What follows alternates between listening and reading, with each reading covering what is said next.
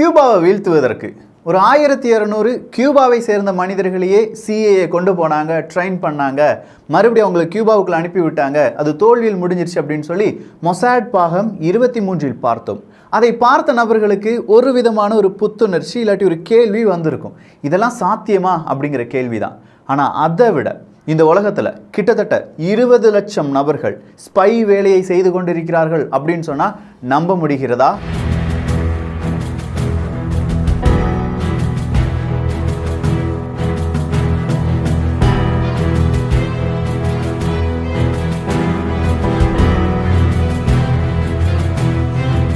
இந்த உலகத்தில் பெரிய அளவில் இராணுவ ஆயுதங்களை வழங்கக்கூடிய நிறுவனங்களாக இருக்கட்டும், இல்லை ஃபைசர், ஆஸ்ட்ராசெனிகா போன்ற மருந்து கம்பெனிகளாக இருக்கட்டும், அங்கேயும் உளவாளிகள் இருக்கிறார்கள்.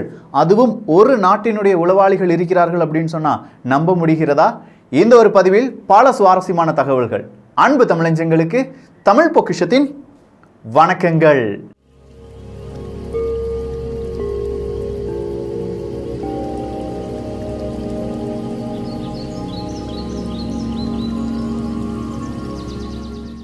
இது மொசாட் கிடையாது.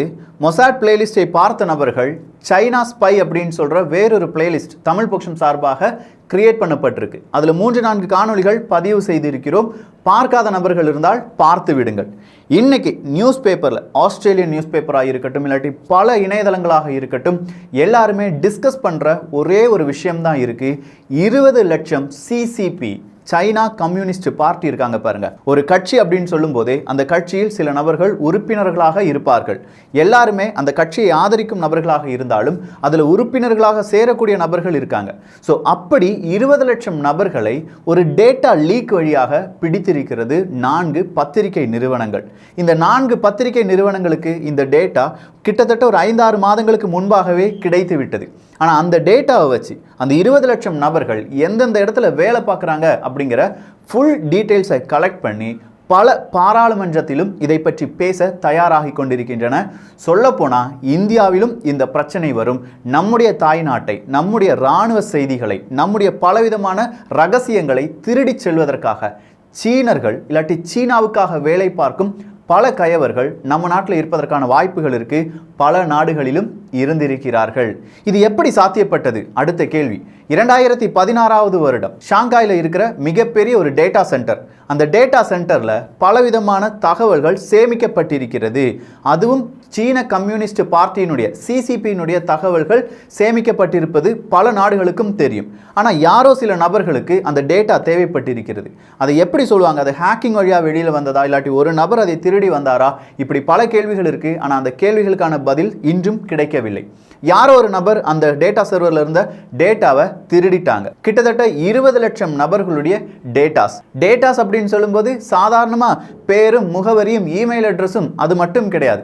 அவர் எந்த குரூப்பை சேர்ந்தவர், எந்த இனத்தை சேர்ந்தவர், எந்த நாட்டில் பிறந்தார், எந்த நாட்டில் வேலைக்கு இருக்கிறார், இப்படி எல்லாமே அக்கு வேற ஆணி வேற அந்த டேட்டாவில் இருக்கு. இது எதற்காக இந்த டேட்டா தயாரிக்கப்பட்டது அப்படின்னு பார்க்கும்போது தான் எல்லாருமே ஒரே ஒரு இடத்தை கை காண்பிக்கிறார்கள். அவர்தான் ஷி ஜின்பிங் அவர்கள். சிட்லர் அப்படின்னு சொல்லி ஒரு 2 நாட்களுக்கு முன்பாக ஒரு பதிவை பார்த்தோம். பார்க்காத நபர்கள் தயவு செஞ்சு அந்த ஒரு பதிவையும் பார்த்து விடுங்கள்.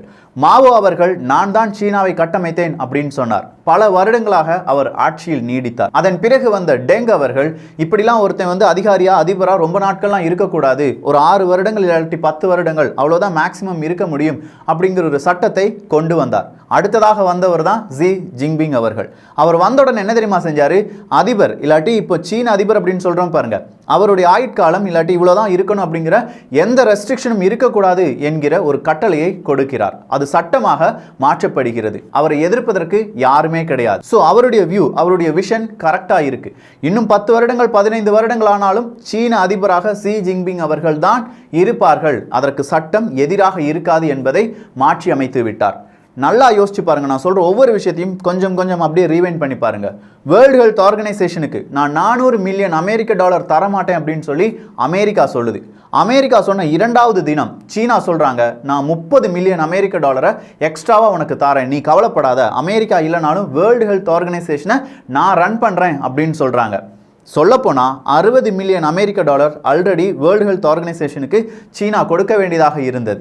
ஸோ அது கூட பிளஸ் ஒரு 30 மில்லியன் அமெரிக்க டாலர் கொடுக்குறேன்னு சொன்ன போது வேர்ல்டு ஹெல்த் ஆர்கனைசேஷன் யாருக்கு சாதகமாக செயல்பட்டது? சீனாவுக்கு சாதகமாக செயல்பட்டது. இதை தான் டொனால்டு ட்ரம்ப் அவர்கள் சொன்னாங்க.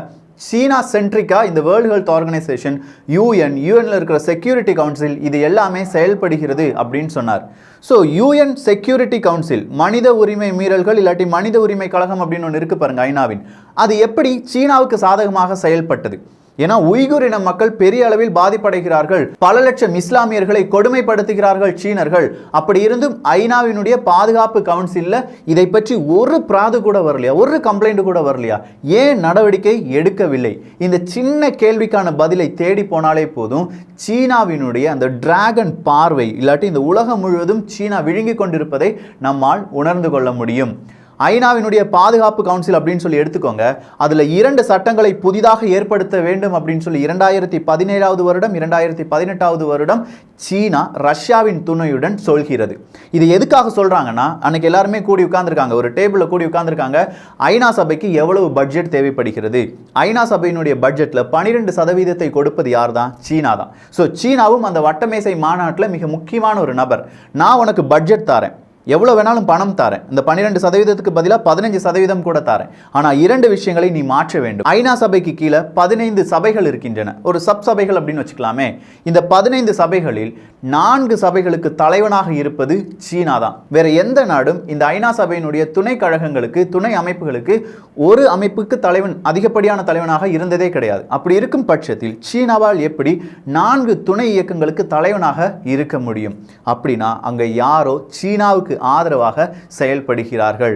இது ஒரு 2-3 மாதங்களுக்கு முன்பாகவே நம்ம பார்த்தோம். இவங்களுடைய இன்ஃப்ளூயன்ஸ், சீனாவினுடைய இன்ஃப்ளூயன்ஸ் ரொம்ப பெருசா மாறிக்கிட்டே இருக்கு. 2030 சீனா உலகை அவங்களுடைய கண்ட்ரோலுக்கு கொண்டு வர வேண்டும் என்றால் உலகம் முழுவதும் அவர்களுடைய பார்வையாக இருக்க வேண்டும், அவர்களுடைய கட்டுப்பாட்டுக்குள் கொண்டு வர வேண்டும். பல பில்லியன் அமெரிக்க டாலரை அந்நிய செலவாணியாக மாற்றி வைத்திருக்கிறது சீனா. இதனால எந்த நாட்டுக்கு வேணாலும் கடன் கொடுக்கறாங்க. கடன் கொடுப்பது மாதிரி கொடுத்துட்டு பல இடங்களை கையகப்படுத்திக் கொள்கிறார்கள், துறைமுகங்களை கையகப்படுத்திக் கொள்கிறார்கள். இதோடு நின்று இருந்தா சரி, இது ஒரு பிசினஸ் அப்படின்னு சொல்லலாம். ரொம்ப கோலாச்சி இருக்கக்கூடிய பல நிறுவனங்களுடைய ஷேரை 40-45% வாங்குகிறார்கள், பல பெயர்களில் வாங்குகிறார்கள்.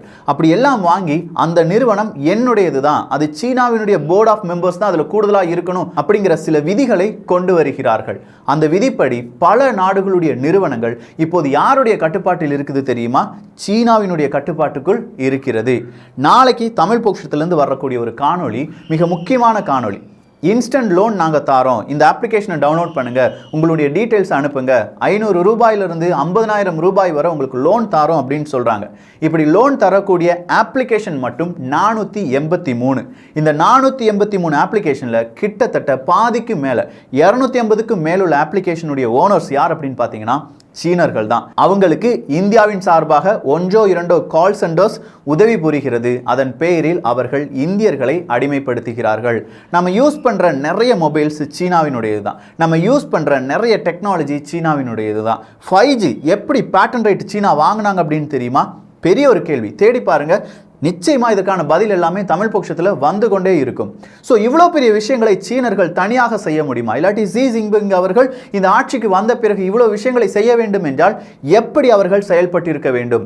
இதுக்கெல்லாம் நீங்கள் சீன கம்யூனிஸ்ட் பார்ட்டி அப்படிங்கிற அந்த பார்ட்டி, அந்த கம்யூனிஸ்ட் பார்ட்டிக்கு பின்னாடி இருக்கிற கொள்கைகளை புரிந்து கொள்ள வேண்டும். ஒரு தலைவன் ஏதாவது சொல்லிவிட்டார்கள் என்றால் அதுதான் அவர்களுடைய வேத வாக்கு. ஸோ தலைவன் வேத வாக்காக இருக்கும்போது அவங்களுடைய பார்ட்டி தான் அவங்களுடைய உயிர். மொத்தமா 9 கோடி சிசிபி உறுப்பினர்கள் இருக்கிறார்கள் உலகம் முழுவதும். ஸோ 9 கோடி உறுப்பினர்களில் இப்போது இந்த டேட்டா லீக் ஆனது வழியாக பிடிப்பட்டிருக்கும் நபர்கள் 20 லட்சம். இந்த 9 கோடி நபர்களும் இந்த சிசிபி பார்ட்டி அப்படின்னு சொல்றோம் பாருங்க, அந்த பார்ட்டியில ஜாயின் பண்றதுக்கு முன்னாடி என் உயிரும் என் உடைமைகளும் இந்த சிசிபி பார்ட்டிக்காக, கம்யூனிஸ்ட் பார்ட்டிக்காக நான் ஒதுக்கி விடுவேன், என்னை விட எனக்கு முக்கியம் என்னுடைய இந்த பார்ட்டி தான் அப்படின்னு சொல்லிடுறாங்க. இதன் காரணமாக 9 கோடி மனிதர்கள் இந்த சிசிபி பார்ட்டியில இருந்தாலும் அவங்களுடைய ஒரே ஒரு இலக்கு சிசிபி, சைனா கம்யூனிஸ்ட் பார்ட்டிக்காக உழைக்க வேண்டும். சரி, இந்த 20 லட்சம் நபர்கள் பல இடங்களில் கிளர்க்கா இருக்காங்களாம். போயிங் அப்படிங்கிற நிறுவனத்தில் பெரிய பெரிய பொறியாளர்களாக இருக்கிறார்கள். ஃபைசர், ஆஸ்ட்ராசெனிகா போன்ற மருந்து நிறுவனங்களில் பெரிய பெரிய பொறுப்புகளில் இருக்கிறார்கள்.